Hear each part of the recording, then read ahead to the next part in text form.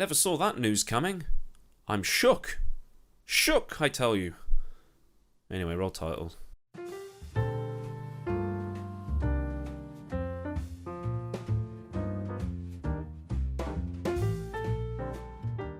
So in a shock to quite literally nobody, Georgie Porgy is on his way to Mercedes, and I'm sure a few people were left feeling old at the picture that was often posted along with the news of Russell's appointment that had an 11-year-old George Russell waiting patiently for Lewis Hamilton's autograph in the paddock at Silverstone. That was in 2009 when Lewis was at McLaren, which was 12 years ago. Yep, I feel old. Now, fun fact, George Russell is from Kings Lynn, along with Martin Brundle. I went to college in Kings Lynn, the same college Martin Brundle went to. I studied music, he studied mechanics, although not at the same time, I'm not that old. Stephen Fry did his A-levels at that college as well, and Russell was educated at Wisbech Grammar School, and I used to be in a band that did a lot of gigging in Wisbech. This band, right here. I'm the one second from the left. So not only do I feel quite old at the minute, the world also feels very, very small. But let's be honest, it was the worst kept secret in the sport. They knew, we all knew, so they should have just come out and said it as soon as it was done and dusted. And when it was announced that Kimi would be retiring at the end of the season, the rumours started going mental. As it was, Bottas was on his way to Alfa to replace Kimi, and then that left a seat at Mercedes. Who's gonna get that, I wonder? But it would have been pure banter if they'd announced Van Dorn, Gutierrez or De Vries or something like that to replace Bottas instead of Russell. But that pairing, on paper, is pretty scary. Maybe it's a good thing the Mercedes got nerfed, because Hamilton and Russell in a car as good as the 2020 Mercedes would have been... well, it would have been something else. But of course I'd say that. I'm British. Now watch as the Mercedes is a midfield car next year for peak Russell luck, TM. We know that Russell has done some good stuff in an inferior car. The Williams seems good over one lap but then goes backwards in the race, but it seems to be okay in the wet, as we've seen at Imola where he was fighting Bottas for 10th before the two came together. And yes, he's made mistakes, which could be down to overdriving the car to get it as far up the grid as possible, and then it gets to the point where the car just won't play anymore and it gives up, in terms of grip that is. See Senna overdriving the car at Brazil in 1994 to keep up with Schumacher. Not that I'm comparing the two, obviously. But in theory, Russell should get a competitive car next season, and with Lewis not going to be around forever, Mercedes needs to look forward rather than resting with what they've already got, so Russell being signed over Bottas while Hamilton is still competitive makes perfect sense. And there has been a lot of discussion on an internet saying, well, Lewis won't want him there because it's too much competition, or he'll just be another wingman, can't have Lulu looking bad now, can we? Just remember that this guy exists. The original lie back and take it number 2. But as Russell is one of the Mercedes juniors, he might get a better deal than Rubens did at Ferrari. He will no doubt be able to jump in and race, but he needs to be patient. He needs to work up rather than try to hit the ground running and then overdo it when it all goes wrong. But I'm sure Toto and Mercedes have already got their plans for him. He'll be in a podium achieving car minimum next season, so he'll need to get used to running at the front and develop before trying to go out and outdo Lewis.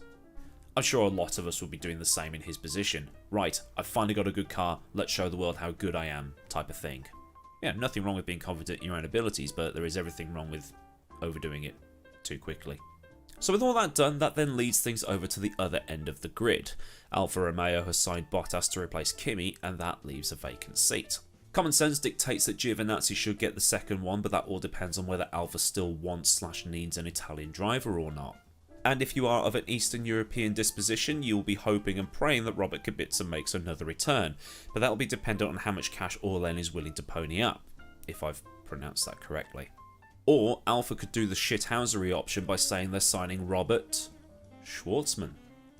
And there have been rumours flying around in the last couple of days that the Chinese driver Guan Yu Zhu has approached Alfa with quite a substantial amount of backing, 30 million euros as it so happens. But Zhu is an Alpine Renault Academy driver, so there might be some background stuff going on there, but Zhu is determined to make F1 in one way or another for 2022, as this will be his third season in Formula 2, well, GP2 as I know it. And since China has a potentially massive audience of quite literally 1 billion people, as a marketing exercise with the potential for sponsorship coming out of China, Alfa might need to actually take it on. Be great commercially, but maybe not the best options in terms of performance because Zhu hasn't exactly been stellar. It's a bit like how Ding Junhui made snooker a big deal in China. Different sports, I know, but a Chinese driver in a red-ish car as well, you know, red is lucky over there, it could work financially, you never know. There are quite a few names linked with that second seat as it so happens. Zhu, Kubica, Gio, Eilert, Hulkenberg because of course he is, and even Alex Albon. But Albon is also linked with Williams. Bottas was also linked with Williams in a swap for Russell, but he went to Alfa instead. Nicholas Latifi will probably get the other seat because of his dad already being involved with the team and his dad's business ventures also being associated with the team like Sofina and things like that. And Albon getting a seat could be on the cards if Mercedes, Williams and Red Bull can come to an arrangement. Maybe if Williams does what Red Bull did with HRT back in the day when Red Bull paid HRT a considerable chunk of money to get Daniel Ricciardo in the car so he could develop. Albon and Latifi definitely looks possible. Latifi and Nick De Vries looks a bit more realistic. De Vries won Formula E for Mercedes, so is tied to Williams' engine supplier, and his sister is the girlfriend of George Russell. He later said, "We'll see what our options will be in the future. We have some options and we're sorting them out." Which he then followed with, "It's not just Alex who was an attractive prospect for the team, but it's been written that if Albon goes to Williams, his time at Red Bull will be over."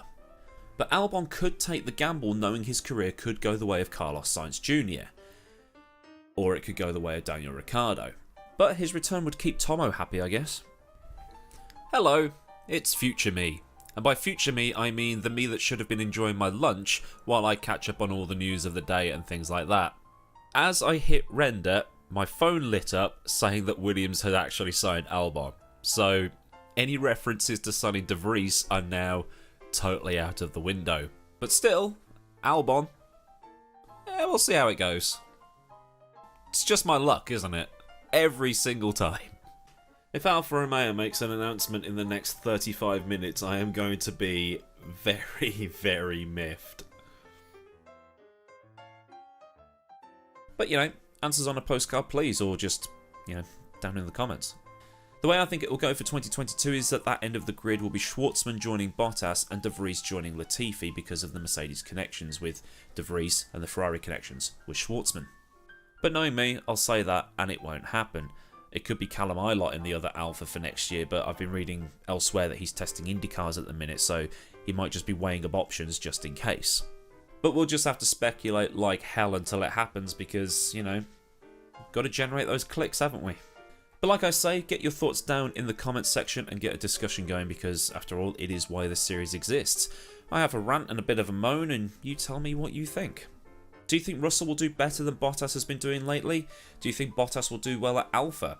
Who will get the vacant seats? Only time and money will tell.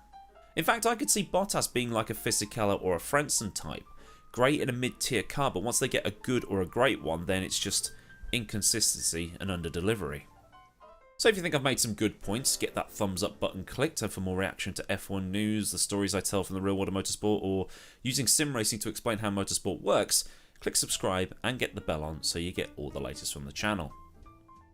Big up to all the people on Patreon who continue to support the channel. If you want to join them or just join in all the Discord nattering, all links will be left down in the description box for you. So until next time, I've been AdmiralLaWind. Have a great day wherever you live in the world, and I'll see you all again soon for another video. So until then, goodbye.